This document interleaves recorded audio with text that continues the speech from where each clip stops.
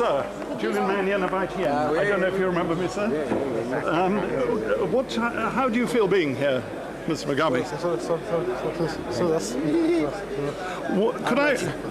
May I just ask you one question, sir?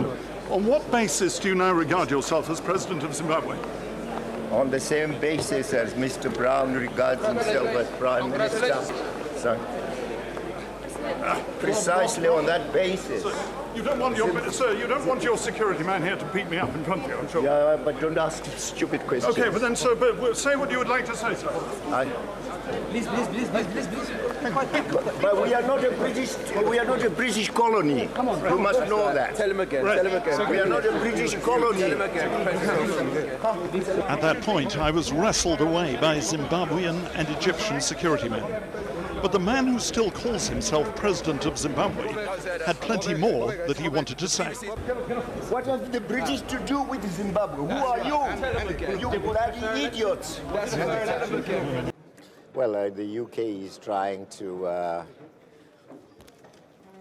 teach us how to run our country. Naturally, we resist that. We do not accept. We are not a British colony any longer.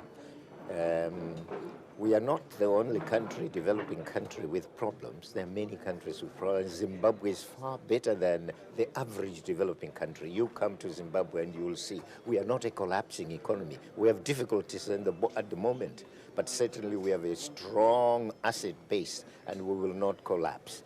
But when we have difficulties, you see, Britain has no right at all to try and suggest to the rest of the world that we are a failure. Nor have they a right to try and suggest to us what we should do.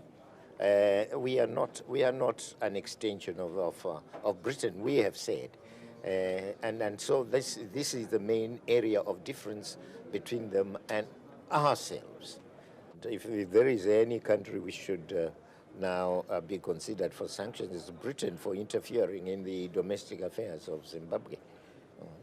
Okay, just one more question.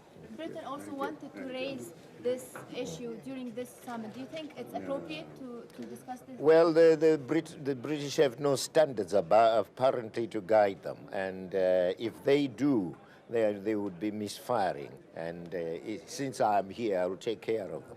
The elections, we have been announcing the stages we're taking. We have a delimitation commission which is working on delimiting the constituencies. As soon as they are through, we will announce the date. But we can announce the date before. But next month, the elections should take place.